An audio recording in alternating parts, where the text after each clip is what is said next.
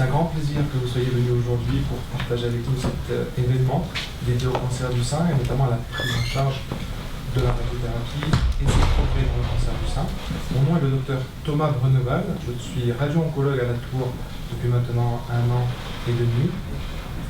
Et je suis le docteur Champion, qui suis là depuis très peu de temps. Je suis arrivé il y a 1 mois et demi, renforcer l'équipe. Et voilà, c'est avec grand plaisir ce soir que nous sommes là tous les deux pour vous présenter à la fois ce que le service a déjà réussi à faire et ce qu'il projette de faire pour l'avenir. Exactement. Alors vous êtes ici dans le nouveau bâtiment de l'hôpital de la Tour qui s'appelle le bâtiment B2, qui a ouvert ses portes en avril 2018, qui a permis en fait d'agrandir vraiment l'hôpital de la Tour, qui était jusqu'à présent un hôpital connu pour notamment la médecine du sport, la maternité, la cardiologie également. Donc c'est un nouveau challenge, c'est vraiment un nouveau challenge pour la Tour, l'oncologie et la radio-oncologie, qu'on espère mener à bien. Donc grâce à l'ouverture du B2, nous avons pu accueillir de nouveaux services au sein de l'hôpital de la Tour, notamment les services d'imagerie et les services d'oncologie. Notre objectif est clairement de devenir un acteur fort dans le traitement du cancer sur le canton de Genève. Voilà, donc ça c'est une première photo de notre salle de traitement, donc vraiment le cœur du service de radiothérapie. Sur cette photo, vous pouvez voir la machine qui nous sert à délivrer les traitements de radiothérapie. C'est un équipement extrêmement moderne qui a pour objectif évidemment d'améliorer la qualité des soins et la sécurité des traitements. Comme vous le savez, le cancer du sein est malheureusement une maladie très fréquente, puisque une dame sur 8 est touchée lors de sa vie par cette maladie.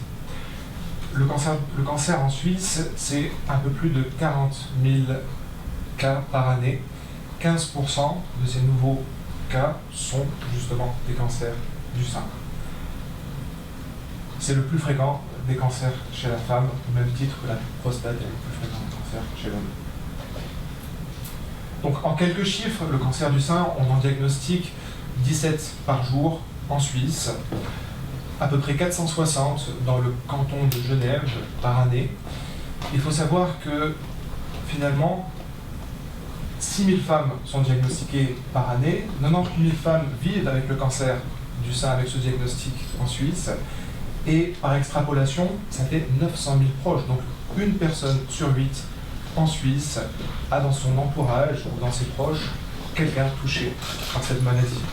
Cette maladie fait 1400 morts par année, malheureusement. C'est une maladie qui continue à décimer des familles. Heureusement, on a beaucoup progressé en termes de dépistage, évidemment, mais aussi en termes de traitement. Et les pronostics sont de mieux en mieux, si vous voulez. On a la chance en Suisse d'avoir un des meilleurs pronostics du monde, avec une 85% de probabilité de survie à 5 ans, ce qui est globalement, pour tous les cancers du sein confondus, un chiffre très élevé. Alors, le parcours de soins classique dans ce combat contre la maladie. Vous avez l'étape initiale, comme vous pouvez le constater sur les images, l'étape de diagnostic, donc la mammographie de dépistage, qui peut être complétée ou non par une IRM qui permet d'avoir une vision plus précise des tissus mous et de la localisation de la maladie, voire de son extension au niveau des ganglions autour du sein. Suite à cette première étape de diagnostic par imagerie, on va vous proposer, lorsqu'on trouve une anomalie sur les images, de faire une biopsie. La biopsie, c'est le prélèvement de tissu afin de déterminer les caractéristiques de la tumeur, donc essentiel pour avoir vraiment le diagnostic. Une fois que le diagnostic histologique est posé, on fait ce qu'on appelle un bilan d'extension indispensable pour s'assurer que la maladie est bien une maladie locale ou loco-régionale, mais qui n'est pas partie ailleurs dans le corps. Et pour ce bilan d'extension, la Tour est dotée de toutes les modalités, si vous voulez, d'imagerie. Les plus classiques sont la scintigraphie osseuse qui permet de s'assurer qu'au niveau du squelette, on n'ait pas de métastase dans les os. Et plus moderne, on fait des bilans d'extension actuellement par PET-CT. C'est un examen de médecine nucléaire, un examen très sensible et très spécifique, de manière à s'assurer, encore une fois, que la maladie est bien confinée à l'organe resté dans le sein. Une fois que ce bilan est effectué, chaque dossier, chaque cas, chaque patiente est discuté au sein d'un colloque pluridisciplinaire. C'est une étape réellement indispensable, puisque lors de ce colloque, les différents corps de métier, les différents spécialistes se coordonnent ensemble et discutent de la prise en charge la plus optimale, la plus adaptée et personnalisée à chaque patiente. Suite à ce tumor board, ce colloque, ça veut dire la même chose, alors souvent est décidé d'une chirurgie. Une chirurgie qui peut être de type chirurgie conservatrice, où on va retirer la maladie mais conserver le sein. Suite à la chirurgie, on obtient les caractéristiques exactes de la maladie. La patiente est rediscutée au sein du même colloque en post-opératoire et les modalités de traitement sont à ce moment-là retenues, notamment la chimiothérapie, la radiothérapie ou l'hormonothérapie. On parlera plus en particulier de la radiothérapie aujourd'hui. Donc, évidemment, la question qui se pose, lorsqu'on opère un cancer du sein, lorsque la maladie est loin, pourquoi a-t-on besoin de compléter avec la radiothérapie? Je cède la parole à mon collègue. Et oui, effectivement, on peut vraiment se poser la question, finalement, de façon assez naturelle. On a fait un traitement local maximaliste, on a retiré la tumeur, notamment dans le cadre des chirurgies conservatrices. On pourrait décemment se poser la question, pourquoi a-t-on besoin vraiment d'une radiothérapie en plus? Qu'est-ce qu'elle apporte réellement? Est-ce que c'est un vrai bénéfice ou est-ce que c'est quelque chose qui finalement est à la marge? Et en fait, beaucoup de scientifiques se sont posé cette question et il y a eu beaucoup d'études faites dessus. J'ai choisi de vous présenter celle-ci parce que c'est une étude, c'est peut-être la plus complète à l'heure actuelle, qui pose vraiment la place de la radiothérapie du sein en entier, en post-chirurgical, lorsqu'il y a eu une chirurgie conservatrice. On voit que ça prend quand même en compte le cas de plus de 10 000 patientes et que c'est 17 études qui ont été synthétisées, donc l'une après l'autre, et regroupées dans cette grande méta-analyse pour essayer de mettre en évidence le rôle réel de la radiothérapie chez ces patientes. Et on voit des chiffres qui sont très impressionnants en oncologie. Là, vous voyez, on passe de 35% de risque de récidive à 10 ans à 19% avec la radiothérapie, et le risque de décès lié à la maladie à 15 ans passe de 25% à 21%. C'est des chiffres qui sont particulièrement importants dans le domaine de l'oncologie. C'est très rare d'avoir, par exemple, un médicament qui offre de tels bénéfices. Donc, je pense que c'est l'étude qui va être, à mon avis, la plus importante. Et en plus, cette étude, elle se conclut finalement par une idée qui est facile de garder en mémoire. On voit le nombre de récidives locales, on passe de 35 quasiment à 19%, qui est évité grâce à la radiothérapie. Et on a finalement cette notion qui est sortie de cette étude: à chaque fois qu'on évite 4 récidives locales, on sauve une vie. Et ça rend les choses très concrètes. Ça, c'est pratiquement la même chose, montrée sous forme de courbes. Des courbes qu'on n'est pas habitué à voir en oncologie, tant elles sont espacées l'une de l'autre, tant le bénéfice de la radiothérapie est important, en tout cas chez les patientes qui ont été traitées conservativement. On peut se poser la question de l'âge, parce que c'est vrai que finalement, le cancer du sein touche principalement des femmes qui sont âgées entre 50 et 70 ans, mais on a malheureusement tous en tête des patientes parfois de moins de 40 ans qui ont eu un cancer du sein, et bien sûr des patientes nettement plus âgées. Est-ce que finalement ce bénéfice de la radiothérapie se retrouve pour chacune d'entre elles? Eh bien en fait, ça a été étudié, effectivement, et ce qui est ressorti de ces analyses, c'est que finalement, plus la patiente est jeune, plus elle en bénéficie. et notamment avec des chiffres assez éloquents. 24% de gains pour les patientes qui ont moins de 40 ans, et on reste quand même à 20% jusqu'à 50 ans, et puis des taux tout à fait importants aussi, donc dans la zone, disons, la plus fréquente, l'apparition du cancer du sein, c'est surtout entre 50 et 70 ans. On voit qu'on est globalement à plus de 15% de bénéfices de la radiothérapie du sein complet. Et même malgré ça, on voit que les patientes les plus âgées, celles qui ont plus de 70 ans, eh bien, elles conservent presque un bénéfice de 9%, ce qui est vraiment considérable. Ce qu'on peut retenir, c'est finalement que quel que soit l'âge, la radiothérapie offre un net bénéfice. Vous avez probablement entendu parler de ce qu'on appelle le boost. Parce que c'est vrai que le boost, c'est quelque chose qui est beaucoup discuté.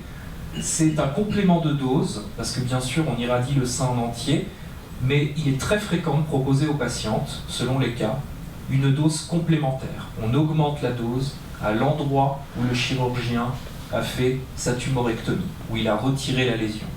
Parce qu'on sait que quand il y a une récidive locale, malheureusement, d'un cancer du sein, la majorité d'entre elles apparaissent dans le site chirurgical, malgré une radiothérapie.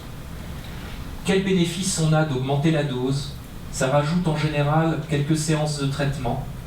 Eh bien, c'est surtout, avant tout, un bénéfice sur la rechute locale. On diminue le nombre de rechutes locales. Et c'est là où c'est particulièrement important. C'est que quand vous récidivez au niveau du site chirurgical, le traitement de première intention qui est conseillé, c'est l'ablation complète du sein. C'est ce qu'on appelle la mastectomie radicale. Le fait d'avoir introduit le boost chez les patientes qui en avaient besoin a permis de diminuer la nécessité de réaliser une mastectomie radicale de plus de 40%. Ce qui, évidemment, est gigantesque, sachant que la mastectomie radicale n'a pas le même impact psychologique que la tumorectomie simple, pour des raisons évidentes. Chez quelles patientes on va pouvoir proposer ce boost parce qu'elles vont en bénéficier? Les patientes jeunes, de moins de 60 ans. Et, quel que soit leur âge, les patients qui ont quelques facteurs de mauvais pronostic au niveau local, le grade 3 et un carcinome in situ associé. Toutes les patientes, en fait, finalement, qui ont moins de 60 ans et qui sont traitées par une tumorectomie, c'est-à-dire un traitement conservateur, vont pouvoir discuter de l'intérêt du boost. Ça, je pense que c'est le chiffre le plus marquant et le plus intéressant sur le rôle du boost.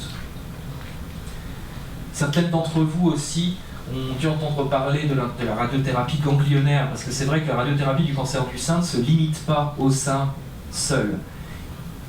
Il peut s'étendre à différents territoires qui sont les territoires de drainage naturel de la maladie.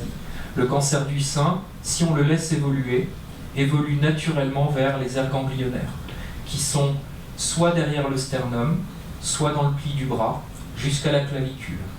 Et ces aires ganglionnaires, elles sont très importantes pour de multiples raisons. Déjà, bien sûr, elles changent le pronostic de la maladie quand elles sont atteintes, c'est vrai, mais pas que. Parce que c'est très difficile de savoir si les ganglions sont atteints au moment du diagnostic. Et on a une procédure qui s'appelle la procédure du ganglion sentinelle, qui se fait au moment de la chirurgie, qui est fondamentale, qui permet de détecter les premiers ganglions de drainage de la tumeur. En général, on en détecte entre 1 et 5, et ces ganglions sont prélevés par le chirurgien.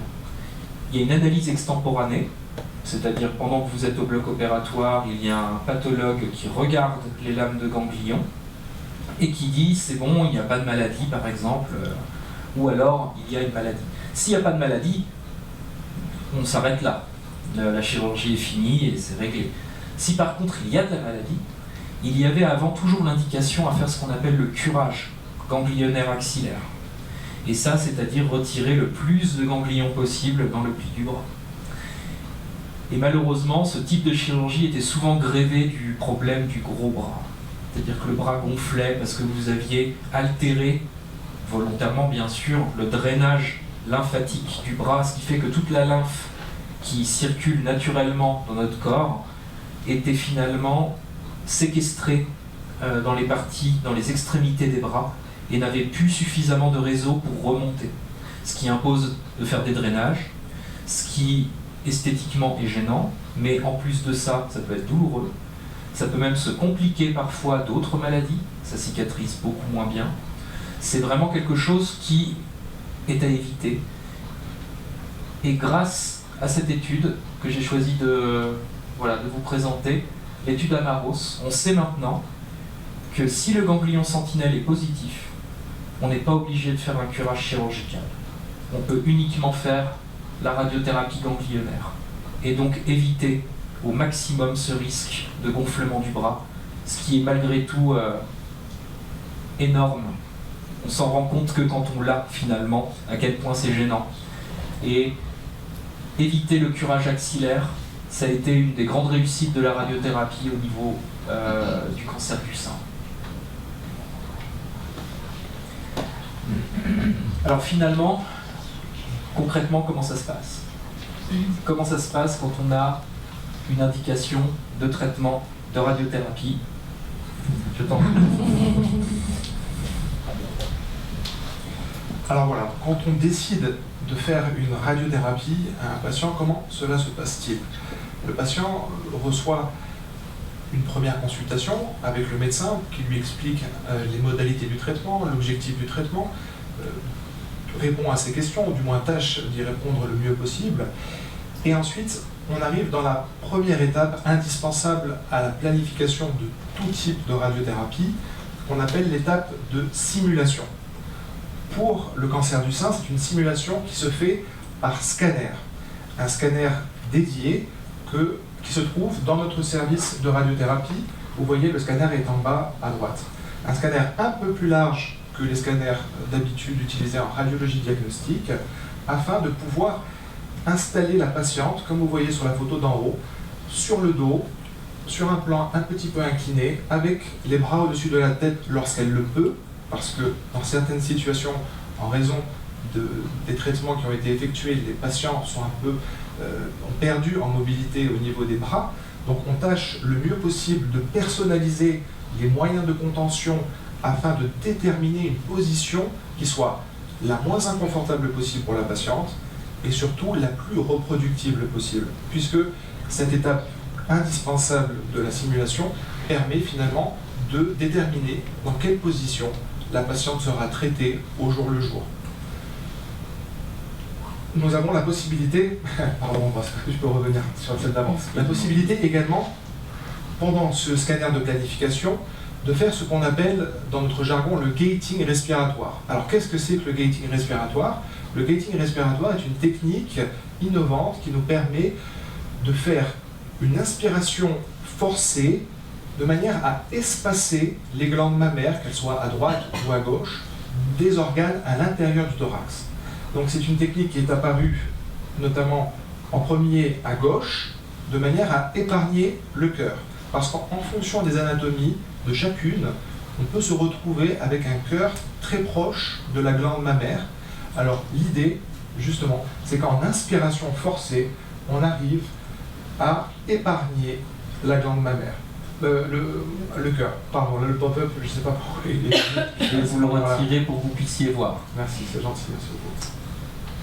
Voilà, donc là c'est un exemple, disons, très flagrant d'un scanner, ce fameux scanner de planification, qu'on fait à une patiente en respiration libre, donc sans faire cette technique d'apnée. Alors, dans ce cas précis, la dame a un cœur qui se retrouve finalement de manière involontaire touché par les champs tangentiels de radiothérapie, parce que les champs doivent englober la totalité du volume mammaire, mais chez cette dame, malheureusement, ces champs touchent une petite partie du cœur que vous voyez ici entre les deux poumons. Grâce à cette inspiration forcée, on arrive à espacer l'ensemble de la cage thoracique du cœur et dans ce cas précis, on arrive à épargner le cœur. On fait aussi, par analogie, cette technique à droite pour épargner le foie dans certaines situations. Lorsque la dosimétrie, donc vous avez vu les images d'avant, c'est les images de dosimétrie, donc la patiente n'est pas là, c'est le travail de l'équipe, des médecins, des physiciens, des dosimétristes. Lorsque la dosimétrie a été validée, a été acceptée, à ce moment-là commence le traitement à proprement parler. Donc la première séance, la dame est installée dans la même position qu'on aura déterminée au préalable au scanner, donc sur le dos avec les bras au-dessus de la tête, des supports personnalisés à chaque anatomie. Et vous voyez ici l'équipe des techniciens, la machine juste derrière. La particularité de notre équipement est de disposer d'une table 6D. Alors une table 6D, qu'est-ce que c'est? C'est une table qui va pouvoir se déplacer dans toutes les positions possibles, de manière à s'assurer que la position est toujours reproductible.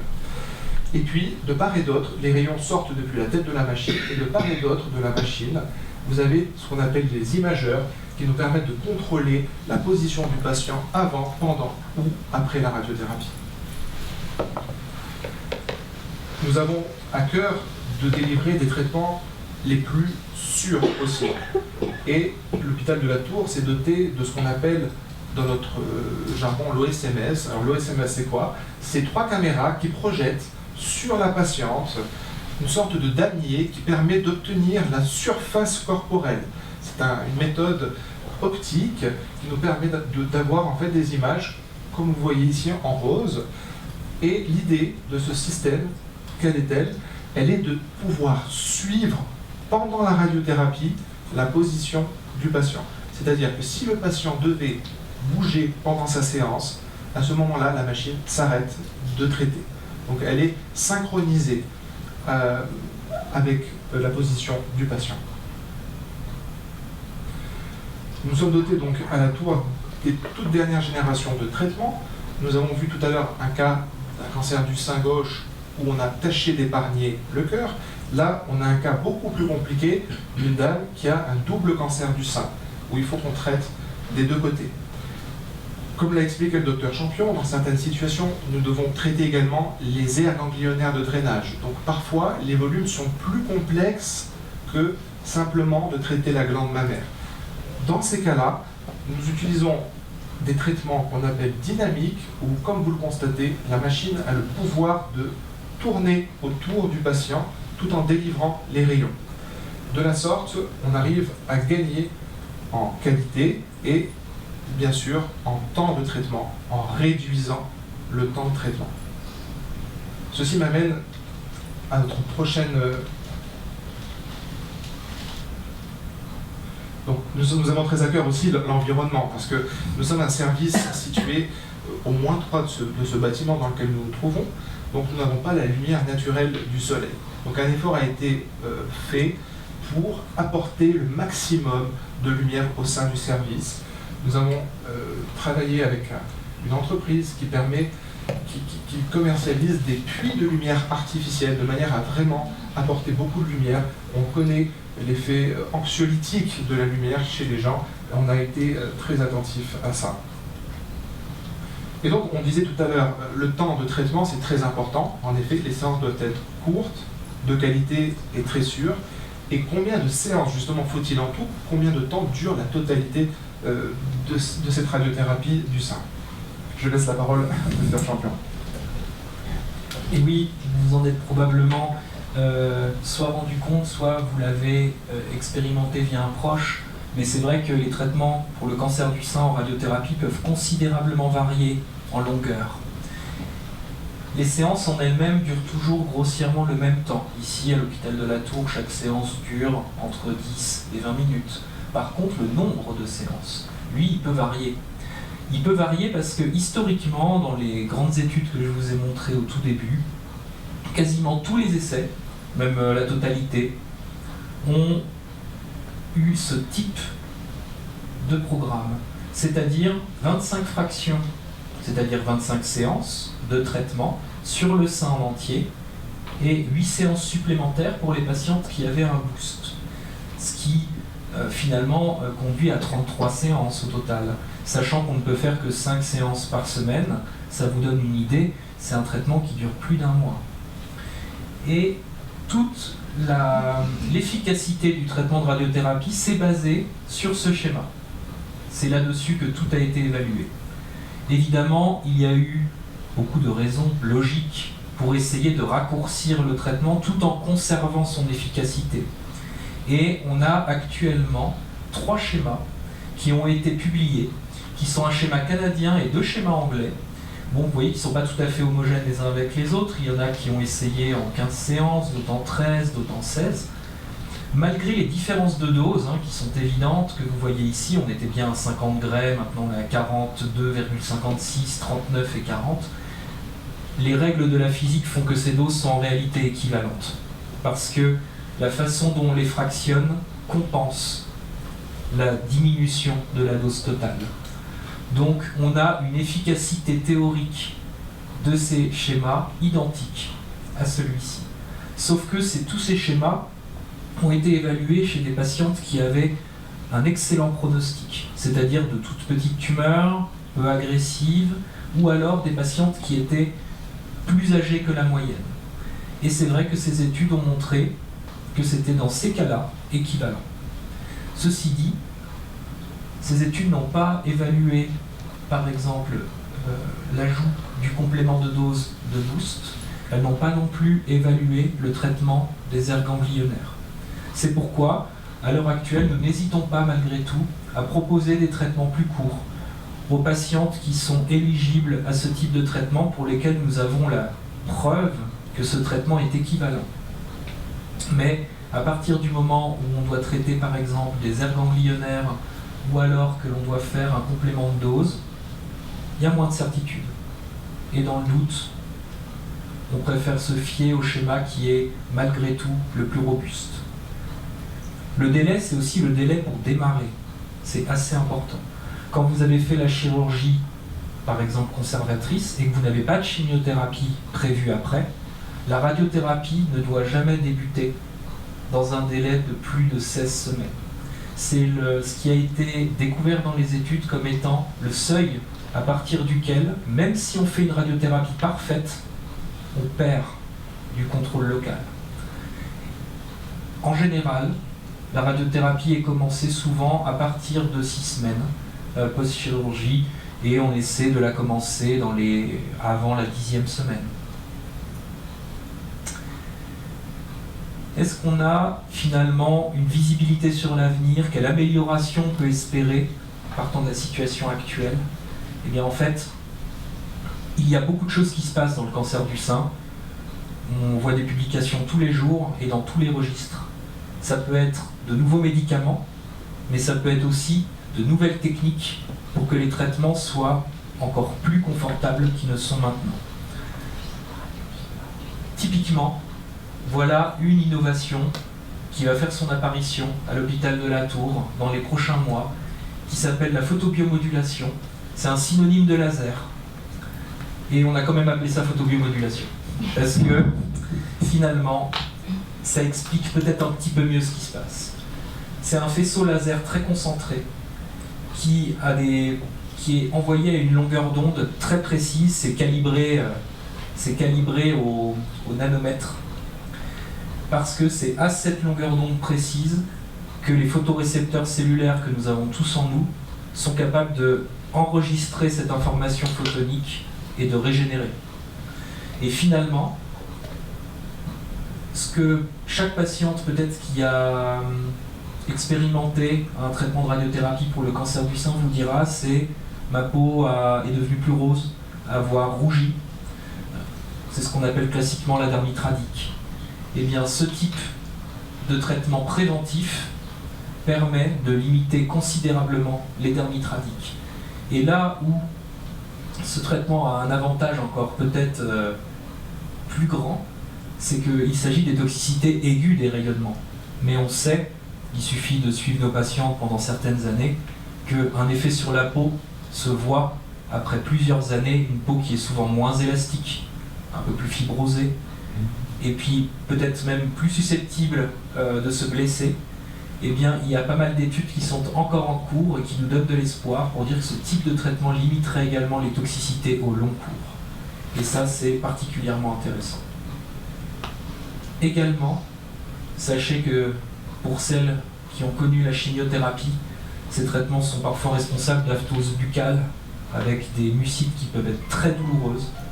Il existe des applicateurs pour les mêmes raisons qui se mettent en endobuccal et qui permettent de limiter ces mucites post-chimiothérapie. C'est d'ailleurs actuellement le traitement de première intention des mucites depuis cette année aux États-Unis.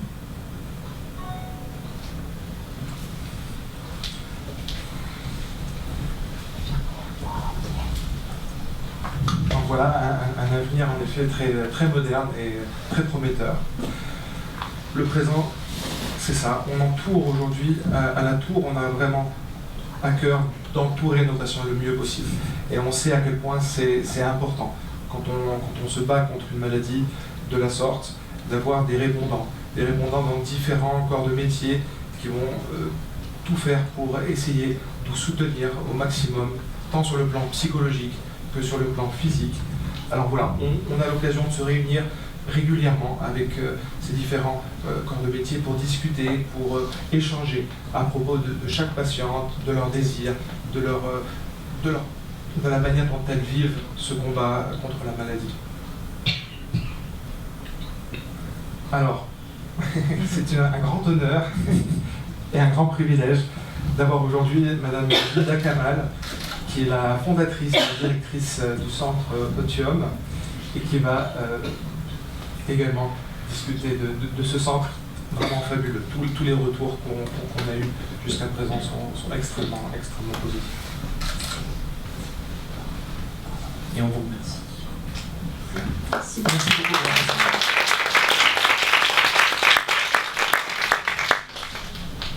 Le 5 décembre 2011, mon monde s'écroule. J'ai 37 ans, j'apprends que j'ai un cancer. Il est grave, il faut faire vite. On m'entoure, on me prend en main. On m'annonce le protocole. Une opération, 6 chimiothérapies, suivies de 33 séances de radiothérapie. Je me laisse guider, j'ai confiance. À mon réveil, je prends conscience que ce n'est pas fini. Au contraire, tout ne fait que commencer. Le traitement sera lourd et je redoute les conséquences. Le 1er février 2012, mes premières mèches de cheveux restent sur mon oreiller. J'y étais préparée, mais mon cœur se brise. À cet instant précis, pourtant, un déclic se produit. Je décide d'accompagner le formidable travail du corps médical par des soins parallèles afin de soulager les effets secondaires du traitement. Je vais chercher et tester tous les trucs et astuces qui apaiseront mon corps et mon âme. Perruque, maquillage, massage, coiffure, relaxation, régime alimentaire, gym douce, méditation, livres, échanges, la liste est longue. Je suis intimement persuadée qu'en vivant mieux mon traitement médical, j'accélère ma guérison. Je fais alors des rencontres magnifiques. Je suis portée par des bonnes fées qui croisent mon chemin.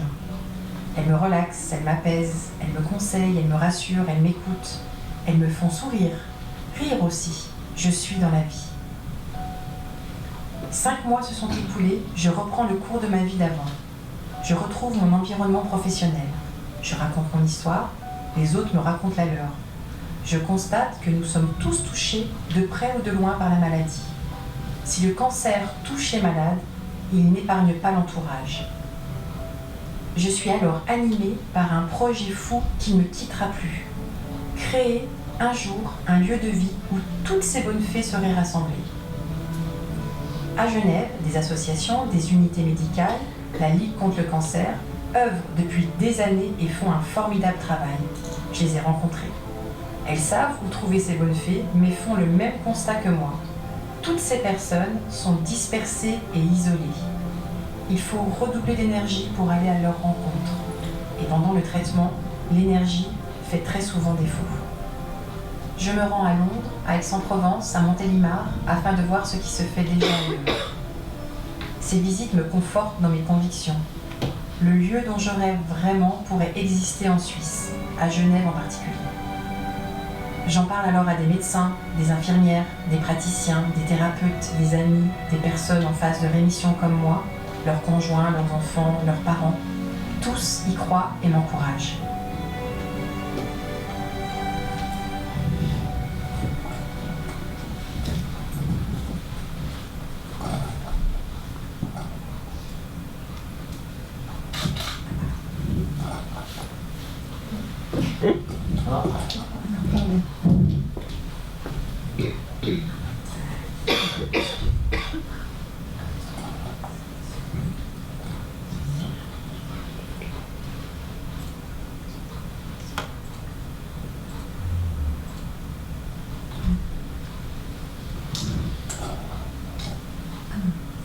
on va juste faire un petit temps.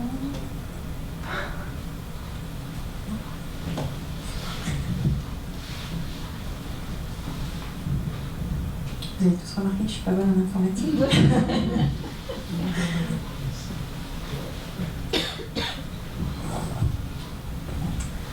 Alors bonsoir à tous. Je remercie infiniment cette très très belle équipe de nous avoir invités. Il me paraissait un peu essentiel de vous faire part de ce petit film de comment est né ce projet. Alors bien entendu, vous avez entendu mon histoire, mais tout s'est créé grâce à beaucoup de monde, dont en l'occurrence une famille de philanthropes qui avait cette même idée. Donc ce grand projet, il a démarré il y a plus de 6 ans, en fait, dans ma tête. Mais après, il a fallu, comme je l'expliquais, voir ce qui se faisait ailleurs pour pouvoir le faire de la meilleure manière qu'il était sur Genève. Alors, qu'est-ce que le Centre Otium ? Nous avons ouvert donc, il y a plus d'une année. C'était exactement le 18 juin 2018. Nous avons la chance d'être dans un merveilleux endroit qui est la place des Philosophes 18, aussi, il y avait des 18.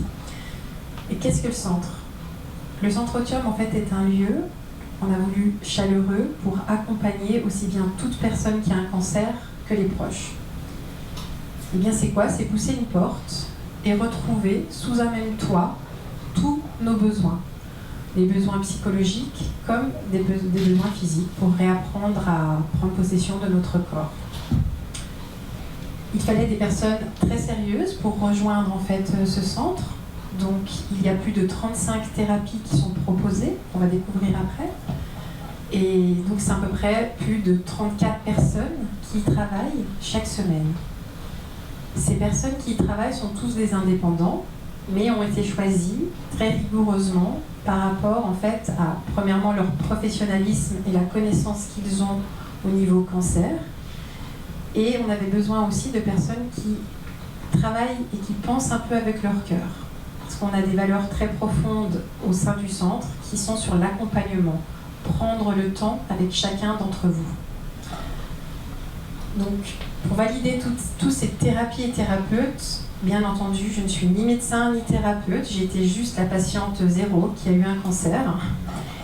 J'ai eu besoin de m'appuyer d'un comité consultatif pluridisciplinaire. Alors, c'est un grand mot, mais c'est un comité où il y a plusieurs médecins. Ils sont 8 professeurs, médecins et anciens directeurs des soins, qu'on verra après tout à l'heure. Je vous ai mis quelques images du centre. Certains que je vois dans la salle sont déjà venus. Donc on a la chance d'avoir un magnifique jardin. Et puis on a essayé de reprendre. On a une architecte, cette architecte, elle a fait ça aussi avec son cœur. On a monté un groupe de travail où nous étions docteurs, thérapeutes, patients et proches. Nous étions une vingtaine avec cet architecte. Et nous avons essayé de tous retranscrire comment nous verrions en fait ce lieu. Et elle a réussi à retranscrire ce que nous souhaitions vraiment au sein du Centre Otium. Donc nous retrouvons avec du bois, donc bien entendu, comme je vous ai dit, jardin, mais aussi quelques éléments assez doux et qui ne ressemblent en rien à un hôpital ou un lieu médicalisé. Malgré que le B2, il est juste magnifique. Hein. Petite parenthèse, parce que... Voilà. Je vous ai mis quelques photos qui ont été officielles donc, de ce qu'on fait, mais on va le découvrir après. Mais on vous a mis quelques légumes et fruits qu'on a, parce qu'on a aussi un jardin potager au sein du jardin, qui est maintenu et tenu par les patients et les proches. Et là, vous voyez, c'est des ateliers maquillage. On a aussi le qigong, on a les cours de percussion. Voilà, je vais après vous détailler tout ce qui se fait, mais ça me paraissait essentiel que vous voyez aussi les personnes qui viennent. Revenons à notre comité consultatif pluridisciplinaire. J'en suis très fière parce qu'il m'accompagne depuis cette pause. Avant, donc ça fait maintenant 2 ans, dans cette élaboration de cette belle équipe. On va commencer, je vais juste vous les citer puis dire leur poste. Certains vont les connaître. Pour la petite histoire, ils sont dans notre bibliothèque. Hein. On a enlevé les rayons et ils sont dans la bibliothèque Otium. Donc nous avons Monsieur André Lepcher, qui est ex-directeur des soins des HUG, la doctoresse Angela Pugliese-Rinaldi, qui est oncologue ici à la Tour. Nous avons le professeur Omar Kerad, qui est de la médecine interne. Nous avons le professeur Guido Bondolfi, qui est responsable de la psychiatrie. Le professeur Pierre-Yves Dietrich, responsable de l'oncologie au CDHUG. Nous avons Mme Catherine Sauverzac, qui est à la direction du développement. Et le professeur François Pralon, endocrinologue diabétologue. Et qui n'est pas sur la photo, mais le professeur Jane Roston, ancienne présidente, excusez-moi, de SK, mais qui siège en fait dans plusieurs administrations. Donc toutes ces personnes, ces 8 personnes, professeurs, docteurs et spécialistes, nous ont aidés à l'élaboration de l'équipe. Et pourquoi pas que des oncologues, pour pouvoir répondre à toutes les autres, pour choisir la nutrition, etc. On avait besoin du professeur Pralon, par exemple. Voilà, ils ont regardé chaque discipline, chaque CV respectivement par rapport à leur spécialité. Et ça a donc été un travail de plus de 6 mois. Alors comment nous sommes organisés? Le Centre Otium, en fait, nous proposons des cours collectifs et des thérapies en fait en individuel. Je ne l'ai pas dit, mais je vais vous l'expliquer. Nous avons souhaité, avec les fondateurs, pouvoir répondre à toute personne qui vit un cancer. Donc nous avons souhaité créer c'est une fondation collectrice à but non lucratif. Tous les cours collectifs sont gratuits. Vous vous inscrivez, suivant en fait les inscriptions, mais ils sont offerts par la Fondation Otium. Chaque professeur qui donne ses cours font en fait une facture à la fin du mois qui est payée par la Fondation. Nous ne travaillons avec aucun des bénévoles, aucun. Mais ils prennent tous le temps pour répondre au mieux à vos besoins. Et puis, pour les thérapies en fait en individuel, on va prendre un exemple, une personne qui veut faire de la sophrologie en individuel, eh bien c'est selon son assurance complémentaire. Cependant, comme vous le savez pour peut-être certains, si vous n'aviez pas de complémentaire avant une maladie grave comme le cancer, eh bien vous n'en aurez jamais, parce que les assurances ne vous accepteront pas. Donc même pour ces personnes qui en ont besoin et qui sont en situation difficile, eh bien on a une assistante sociale qui est là les mardis. Et chaque thérapeute, même s'ils sont indépendants et ils sont rémunérés, par rapport à leur temps de présence, font des rendez-vous gratuits. D'accord ? Ils sont vraiment, vraiment impliqués dans cette fondation. Et puis, pour les personnes si on a besoin de beaucoup plus de cours, alors là, on a un fonds de réserve qui est destiné à ces personnes qui ne peuvent pas avoir de l'individuel. Tout ça pour vous dire qu'à ce jour, on n'a refusé personne. Chaque personne qui est rentrée à Otium a pu avoir une réponse à sa demande, qu'on espère en fait qu'ils aient eu un bien-être profond. On est très fiers d'être en tant que réadaptation oncologique au Centre Otium, validé par la Ligue suisse, et d'une manière un peu unique, parce que comme vous le savez, il y a beaucoup de centres qui sont en réadaptation oncologique, dont les HUG, il y a le centre des eaux vives, et puis un peu plus loin Estavayer, etc. Mais tous ces centres de réadaptation sont faits encore avec un médecin. Nous, chez nous, il n'y a pas de médecin qui vient encore prescrire. Il y a Rose, cette femme merveilleuse qui accueille chaque personne qui franchit la porte. Elle les écoute, elle les accompagne, et c'est les patients et les proches qui font le choix vers ce qu'ils ont envie de découvrir. Parce qu'on pense que quand la personne fait un pas, c'est peut-être 20% du bénéfice qui est déjà pris. On est aussi fiers, ça a été un long chemin, mais d'être en partenariat avec l'assurance invalidité. Très fiers parce qu'au départ, ils ne comprenaient pas trop ce que j'allais faire. Donc ils m'ont dit c'est un peu, voilà, il faut vous lancer et on verra. Mais c'est vrai qu'on a eu la chance d'avoir un petit bout de reportage sur le téléjournal suisse. Et une conseillère de l'AI a découvert ce que nous faisions. Elle est venue, elle a franchi la porte.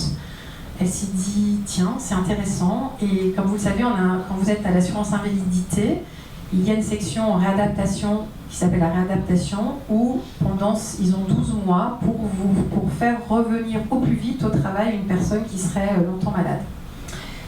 Et donc ils nous ont découvert, on a fait un test et puis maintenant on a vraiment un partenariat avec eux où leurs 50 conseillers en fait, savent que nous existons.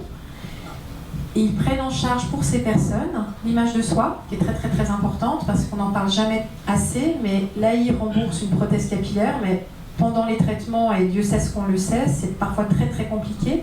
Quand on n'a plus de cils, quand on n'a plus de sourcils, et qu'on doit reprendre une activité professionnelle, on se retrouve déjà pas bien. Et je pense que c'est vraiment essentiel l'image de soi pendant les traitements et après. Le coaching en réinsertion professionnelle et l'assistante sociale. C'est déjà un bon premier pas. Nos statistiques, depuis l'ouverture jusqu'au 10 octobre dernier, donc comme vous le voyez, on a plus de 700 personnes qui sont inscrites, 6183 rendez-vous de prix. Et dans les personnes qui viennent, donc on a fait une répartition, donc vous avez une répartition en fait sur les patients. Alors plus de femmes que d'hommes, mais là on est dans ce mois de sensibilisation du cancer du sein et par rapport à vos statistiques, on a vraiment beaucoup de cancers du sein, donc plus de femmes, et peut-être qu'aussi les femmes ont plus de facilité parfois à échanger et à franchir la porte, malgré qu'on a commencé à avoir beaucoup d'hommes, et que, voilà, parce que nous on est vraiment pour tous les cancers, et puis il n'y a pas que le cancer du sein, mais pour tous les cancers, mais aussi les enfants. Notre plus jeune enfant est à 12 ans. Et les proches, très très important. Donc on est très fiers de ces 215 proches. Souvent, un proche accompagne la personne qu'il aime au sein de notre centre. Et nous, nos victoires, c'est quand le proche aussi prend soin de lui. Parce que on peut aider et aimer du mieux qu'on peut la personne qui vit cette maladie. Il y a un moment, le proche a aussi besoin de reprendre de l'énergie et besoin de soins. Alors je vous avais dit, c'est plus de 35 thérapies. On a voulu toutes les écrire, mais vous voyez, il y a du collectif, il y a de l'individuel. Je ne vais pas vous tous les nommer. Mais voilà, par exemple, il y a le yoga du rire. Yoga du rire qui se fait, si on parle de yoga du rire, c'est sur 10 semaines. C'est tous les jeudis à 12h30 avec Véronica Bostock. On a la fasciathérapie en individuel, on a l'acupuncture aussi qui aide énormément pendant et après. Donc voilà, tout ça est réuni sous le même toit, en partant aussi des prothèses capillaires qui sont souvent les premières nécessités quand on vit un cancer. Donc j'ai essayé d'être assez courte et de parler de tout. Maintenant je suis à votre disposition si vous avez des questions, des choses que vous voulez savoir. Je suis là.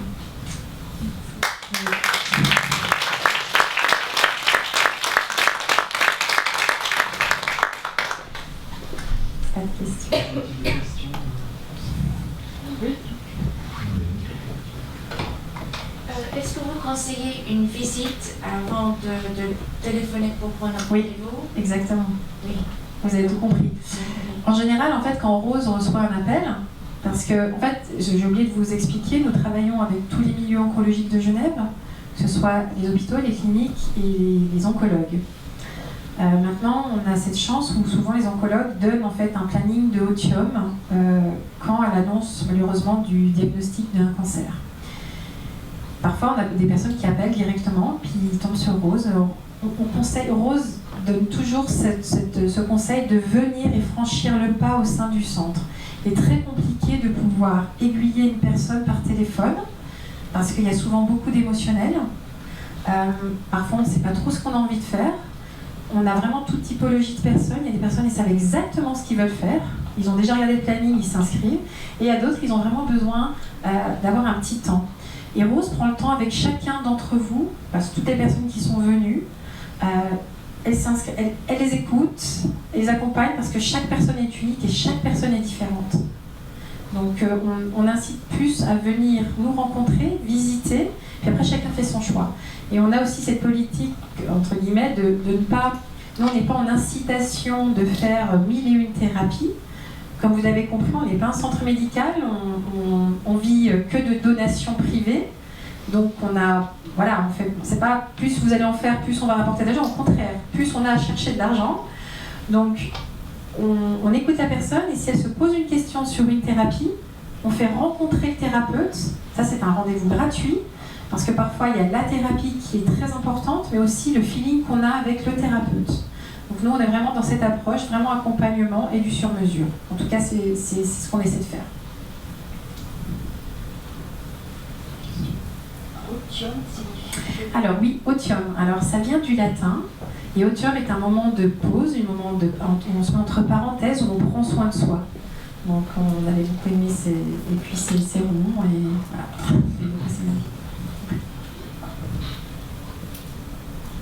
D'autres questions? Non. Merci infiniment. Merci de votre écoute. Merci beaucoup. Merci à vous.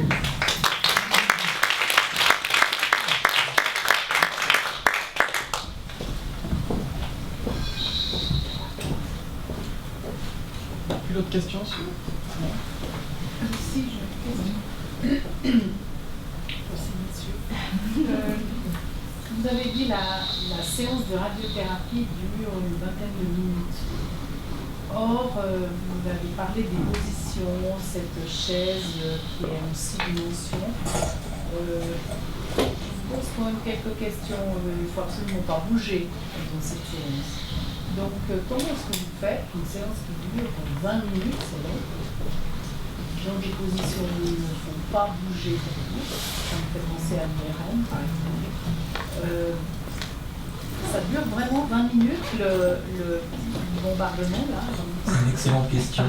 En fait, la séance en elle-même, quand on dit 20 minutes, c'est entre le moment où vous entrez et où vous sortez du bunker. C'est ce qu'on quantifie comme étant la séance. Mais en réalité, le temps d'irradiation, à proprement parler, est souvent inférieur à 1 minute. Voilà. Donc, mais c'est tout à fait logique, c'est une très bonne question parce qu'effectivement, qui pourrait rester 20 minutes bloqué, sans bouger? Personne n'y arriverait, même les grands athlètes, je pense pas. Et en plus, malgré tout ça, il est toujours possible pendant la minute d'irradiation de bouger. On n'est pas à l'abri d'un éternuement, d'une démangeaison ou de quoi que ce soit, ou d'une douleur brutale, hein. Ça peut arriver quand on a les bras en arrière. Et c'est là où ces logiciels de scanner de surface ont tout leur intérêt, parce que si le faisceau est ouvert, donc c'est-à-dire que vous êtes en cours d'irradiation, et qu'il se passe un quelconque événement qui fait que vous bougez parce qu'il y a eu quelque chose qui s'est produit, le logiciel de scanner de surface instantanément détecte que vous sortez des zones de tolérance et coupe le faisceau. Et le faisceau ne redémarrera que lorsque vous serez réaligné avec le scanner. Et ça, c'est vraiment une grosse sécurité qu'on apporte aux patients, parce qu'il n'y a pas si longtemps que ça, on traitait le mot va peut-être pas vous plaire, mais on traitait pendant la période d'irradiation, c'est-à-dire pendant la minute où on irradiait, à l'aveugle. C'est-à-dire qu'on ne savait pas ce qui se passait juste avant et juste après.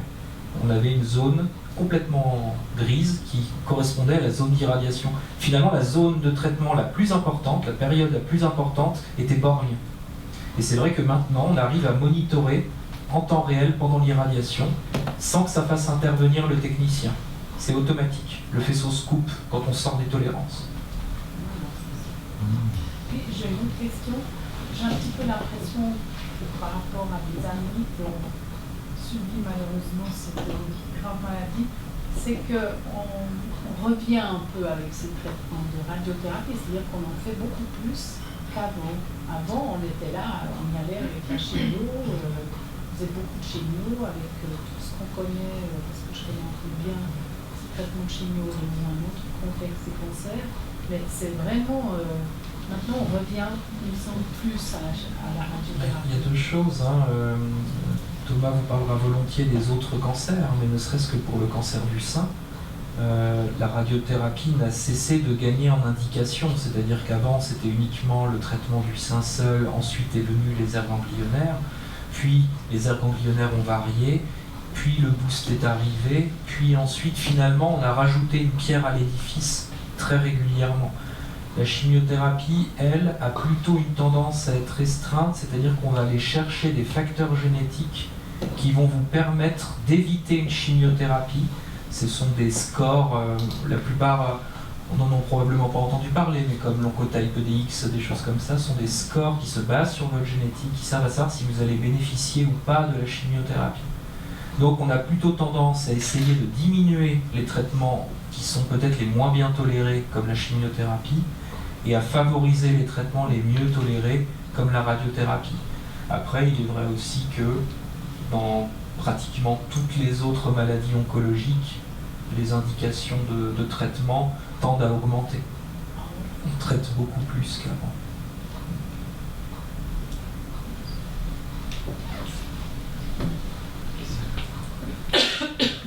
Ah, voilà. Merci, monsieur. Bonsoir, messieurs. Cela ne fonctionne pas apparemment.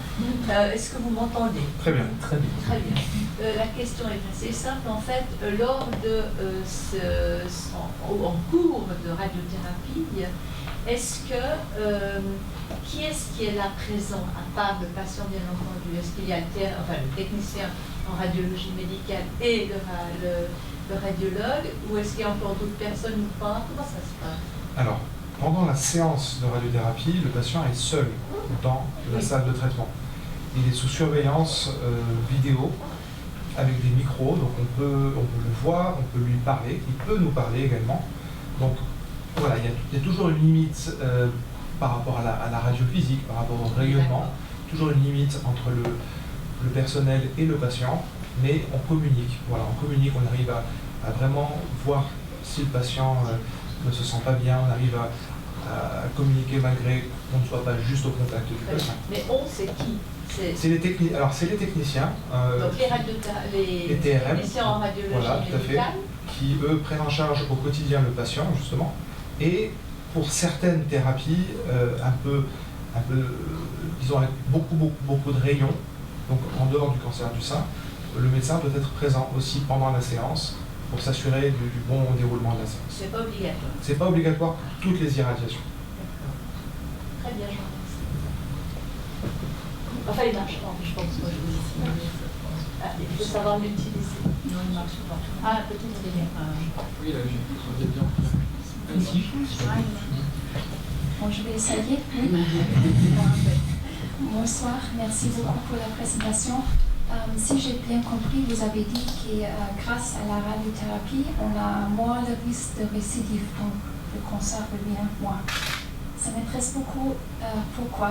Est-ce que c'est juste de dire c'est comme presque une immunisation du système immunitaire, que le système immunitaire est plus capable de reconnaître les cellules cancéreuses après de la radiothérapie, ou est-ce que c'est peut-être parce que les cellules cancer ont changé? Donc, comment ça marche? Parce que le système immunitaire n'était pas capable de voir le cancer avant. Est-ce que ça change? C'est comme une immunisation, je me demande. C'est une question que beaucoup de personnes se sont posées et en fait qui varie en fonction des cas. Le cancer à la base naît d'un problème immunitaire, parce que si on avait pu reconnaître les cellules cancéreuses dès le début, probablement que ce cancer ne serait jamais venu. Et d'ailleurs, beaucoup quand même d'études disent que même à l'âge d'une trentaine d'années, une quarantaine d'années, on a déjà eu une bonne dizaine de cancers, sauf qu'on les a tués dans l'os. Dans l'œuf, pardon. C'est pas tout ça. Mais finalement, on a réussi à le battre. Et quand le cancer se déclenche finalement, c'est que notre système immunitaire n'a pas réussi à combattre cette tumeur-là. Le rôle de la radiothérapie varie énormément en fonction des protocoles parce que ça change, vous avez vu, son fractionnement, sa dose par fraction et son nombre de séances. Finalement, si on reste dans le cas d'un cancer du sein, les deux grandes raisons qui font que l'on diminue le risque de récidive avec la radiothérapie, c'est que le premier, c'est que quand le chirurgien a beau retirer toute la tumeur, il peut rester des cellules en place qui sont encore là après la chirurgie. Ça peut être lié au saignement post-chirurgical parce que ça essaime, et ça peut tout simplement être lié à des tumeurs qui sont parfois multifocales, qui ont des points d'invasion à distance de la tumeur principale. Donc quand vous traitez le sein en entier, tout ce qui est à l'échelle de la cellule ou du petit tissu meurt après radiothérapie. Donc vous épargnez déjà tous ces cas-là. Et ensuite, ça se voit dans beaucoup d'autres maladies, mais un tissu qui a été irradié est beaucoup plus hostile à l'émergence d'une nouvelle tumeur qu'un tissu qui n'a pas été irradié, qui lui reste très confortable pour une tumeur. Donc on a aussi un impact par le changement architectural, disons, du tissu, qui fait que c'est beaucoup plus inhospitalier pour la tumeur. Et donc, elle a, non seulement s'il en restait ne serait-ce qu'une partie, elle aurait énormément de mal à progresser dans ce nouvel environnement qui est plus inflammatoire et qui est, d'un point de vue immunitaire, beaucoup plus réactif. Merci beaucoup. Moi j'ai une question également.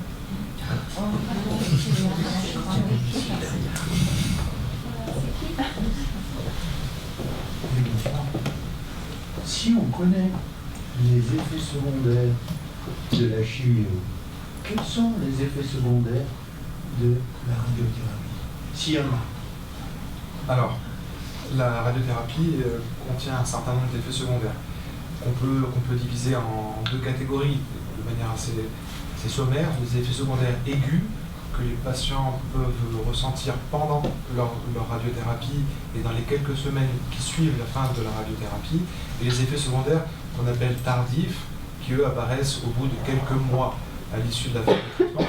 Les effets aigus, notamment dans le cancer du sein, ils sont relativement connus, c'est-à-dire qu'on a cette rougeur qui apparaît de manière assez différente d'un patient à l'autre, mais qui apparaît de manière assez incontestable, qu'on va tâcher de contenir le plus possible.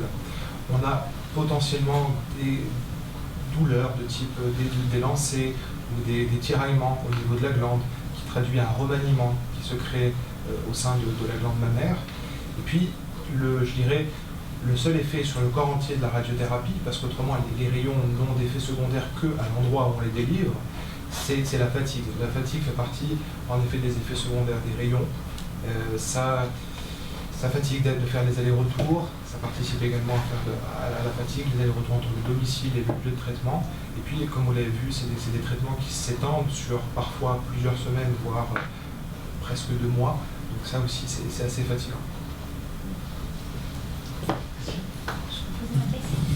Voilà, c'était à propos de l'immunothérapie et aussi les effets de la radiation sur les tissus. Donc vous disiez qu'il y a peu de chances quand même qu'une tumeur puisse se redévelopper dans un tissu déjà irradié, mais il existe malgré tout des exceptions. Comment ça s'explique? Est-ce qu'il y a des facteurs extérieurs, style la façon de vivre, ou des soucis, ou des choses comme ça? Comment ça se fait qu'une tumeur pourrait un jour se réveiller à nouveau sur un tissu déjà irradié? Malheureusement, ça arrive. C'est-à-dire que le risque zéro, on n'y arrive pas. Pas encore, peut-être, mais on n'y arrive pas. Et il y a beaucoup d'explications différentes, et en général, il y a presque autant d'explications que de personnes qui ont ce type de récidive. Vous parliez par exemple de l'impact psychologique. On le sait de toute façon. Une profonde dépression psychologique, d'où qu'elle vienne, induit une grande défaillance immunitaire. On tombe beaucoup plus malade. On a un niveau de défense beaucoup plus faible. Et c'est assez fréquent quand on écoute les patients nous expliquer comment ce cancer est arrivé dans sa vie. C'est pas toujours le cas, mais c'est quand même non négligeable le nombre de personnes qui vous disent qu'ils ont vraiment vécu dans les mois qui ont précédé le diagnostic un événement très perturbant. Et en général, ça se corrèle quand même bien à la naissance d'une maladie qui est par essence un déficit immunitaire finalement. Donc c'est complètement lié, ça semble complètement lié, et ce type d'explication, il en existe dans de nombreux domaines. Par exemple, ça dépend de la tumeur initiale. Si vous aviez une tumeur extrêmement résistante et agressive au début, le risque qu'elle revienne, même en territoire irradié, sera toujours supérieur qu'une petite tumeur avec très peu de potentiel malin. Et c'est vrai que la radiothérapie, pour donner une idée, j'ai pu travailler pendant 1 an en radiothérapie, en scénologie, donc pour le cancer du sein aux hôpitaux universitaires de Genève. Retraiter des patients qui ont une récidive locale ne m'est arrivé dans l'année que 4 à 5 fois. C'est-à-dire que ça reste un événement finalement assez rare. Parce qu'on traite pratiquement en radiothérapie aux HUG environ 6 nouvelles patientes par semaine. Ça vous donne une idée de la fréquence de ce type de récidive. Mais ce sera très dur de donner une règle générale. En général, à chaque cas a sa raison ou ses raisons. Je pose encore une question. Merci. Par exemple, d'un patient qui aurait quelques autres maladies qu'on appelle des maladies auto-immunes. Donc, j'ai jamais très bien compris ce que ça veut vraiment dire. Est-ce que ce patient-là sera plus prédisposé à développer un cancer ou une récidive également? Non, est-ce que c'est non. un lien Mais vous parliez d'immunothérapie, là il y avait un lien, parce que l'immunothérapie, c'est essayer de renforcer votre système immunitaire pour combattre la maladie. Mais l'immunothérapie, en renforçant votre système immunitaire, peut aussi le retourner contre vous. Et c'est bien un des problèmes de l'immunothérapie, parce que c'est un traitement, l'immunothérapie, qui est extrêmement bien toléré. C'est-à-dire que c'est autre chose qu'une chimiothérapie. Une chimiothérapie, vous n'êtes pas bien au moment où vous la faites. Certaines patientes s'en sortent particulièrement bien, mais il y a quand même pas mal de cas de figure où on est soumis à des problèmes de nausées, de vomissements, d'inconfort général, de fatigue. L'immunothérapie provoque rarement ce type de symptômes, c'est plutôt très bien toléré, parce que ça renforce votre système immunitaire. Mais si par malheur, vous faites partie de ce pourcentage de patientes qui se retrouvent à inverser les rôles et à retourner l'immunothérapie contre votre propre corps, c'est comme ça que vous pouvez déclencher des maladies auto-immunes. Et là, ça peut être tout le panel des maladies auto-immunes qui existent. Des thyroïdites qui vont conduire à l'hypothyroïdie, des diabètes par attaque comme le diabète de type 1 que l'on connaît, le diabète du jeune, on reproduit le même. On peut créer tout un type comme ça de maladies auto-immunes. Par contre, le fait d'avoir une maladie auto-immune déjà ne prédispose pas au cancer. Ce n'est pas, dans l'autre sens, c'est pas vrai. Mais parfois, certains cancers peuvent même provoquer des maladies immunitaires. Mais pas le cancer du sein. D'autres.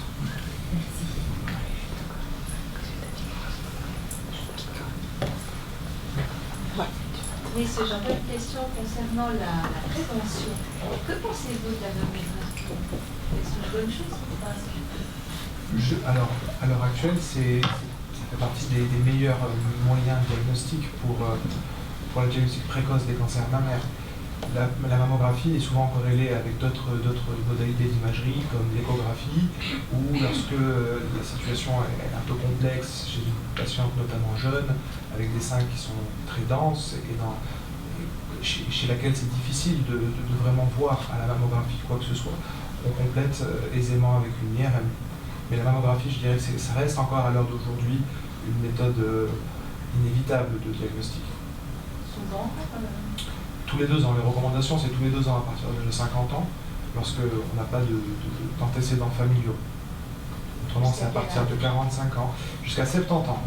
Jusqu'à 70 ans. Alors, c'est une très très bonne question. C'est une bonne question, parce que c'est des règles qui datent, qui sont anciennes. Le dépistage, les règles de dépistage. Mais disons qu'après 70 ans, ce n'est plus le dépistage à proprement parler, mais les gynécologues traitants adressent facilement leurs patients à des mammographies quand même de sécurité.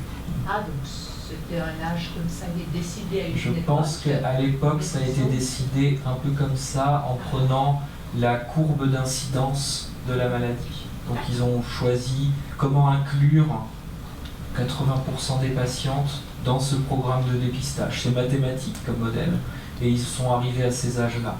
Mais effectivement, ça ne veut pas dire qu'on peut ne pas en avoir après ou avant. C'est comme la lecture de Tintin de 7 à 7 ans. C'est réellement ça. Réellement ça. Est-ce que je suis ça à 29 ans? Moi, j'ai déjà entendu des personnes de 75, voire 78 dire oh, ce n'est plus la peine que je fasse une mammographie. J'ai été épargnée jusqu'à présent et ce n'est pas maintenant que je vais attraper un cancer. Ça ne protège pas l'âge, je veux dire.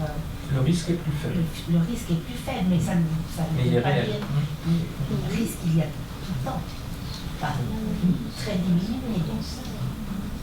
Alors, est-ce que vous pensez que si on a 75 ou 78, on n'a plus fait de mammographie depuis longtemps, c'est quand même peut-être plus prudent pour une femme d'en refaire ou c'est pas nécessaire?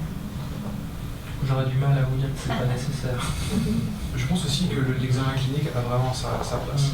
C'est-à-dire que l'autopalpation, on en parle beaucoup, et c'est très important à tous les âges, l'autopalpation sous la douche, c'est un geste facile qui peut vite devenir une psychose aussi, donc ça peut être à double tranchant.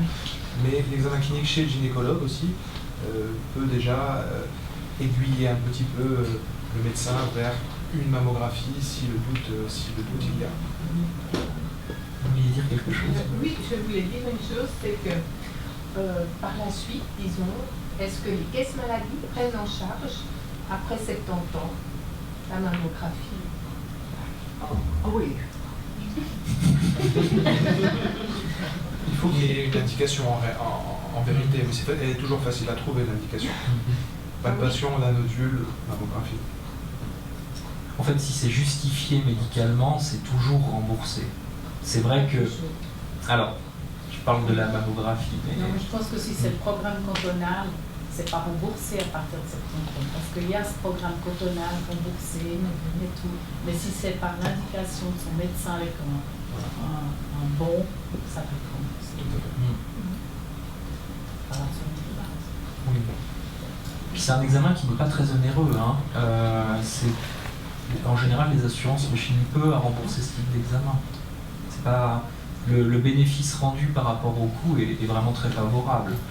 Une assurance aurait plutôt intérêt à proposer, enfin je ne suis pas à la place des assurances, mais de proposer des suivis réguliers qui ne coûtent pas cher pour éviter d'avoir à payer très cher un traitement. Je ne sais pas, c'est de la vision un peu long terme, mais je pense qu'ils arrivent à penser comme ça. Une autre question, vous avez parlé de la radiation sur la glande mammaire. Est-ce que cette radiation, elle peut être focalisée sur une partie précise ou c'est l'ensemble de la glande mammaire qui est irradié? C'est une excellente question. C'est un domaine en cours d'études, mais aujourd'hui on a des critères très clairement définis pour faire ce qu'on appelle des radiations partielles du sein, notamment avec de la radiothérapie intraopérative ou avec de la radiothérapie comme on a vu ici, de prendre le pari de ne traiter qu'une partie du sein, la partie malade justement, en surveillant le reste du parenchyme mammaire sans irradier la totalité de la glande.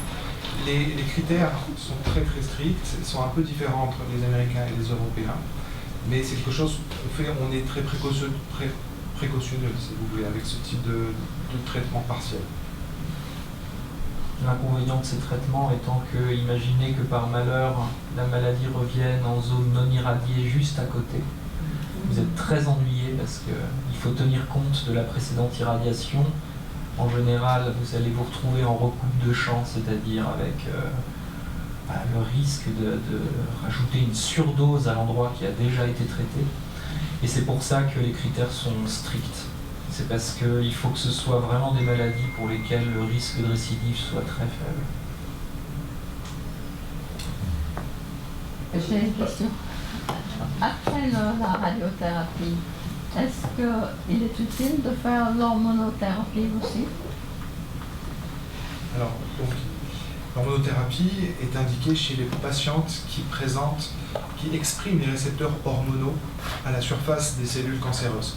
C'est-à-dire que la grande majorité des cancers mammaires ont des récepteurs aux hormones que sont l'œstrogène et la progestérone. C'est-à-dire que le faible taux circulant d'hormones, même un faible taux circulant d'hormones dans le sang, a le pouvoir de nourrir d'éventuelles cellules. Donc l'hormonothérapie, qu'on devrait d'ailleurs plutôt appeler anti-hormonothérapie quelque part, puisqu'elle permet de couper le pouvoir nourrissant des hormones sur le cancer qui expriment encore une fois les récepteurs. Et ça fait partie des bons pronostics que d'exprimer ces récepteurs et que d'avoir la possibilité justement de l'hormonothérapie, qu'il faut imaginer un peu comme un bouclier contre la récidive, qu'on prend pendant 5 ans, voire même 10 ans, avec aussi à la clé un certain nombre d'effets secondaires potentiels. Et toujours, c'est une discussion régulière avec l'oncologue pour toujours faire peser les pour et les contre. Et certaines dames, en fait, vivent très très mal l'hormonothérapie. Et là, clairement, les côtés négatifs peuvent éventuellement peser plus que le le côté protectif, protecteur, et dans ce cas-là, parfois on sursoit à l'hormonothérapie complémentaire. Dernière question, après je vous invite à poursuivre l'échange lors du cocktail qui vous attend.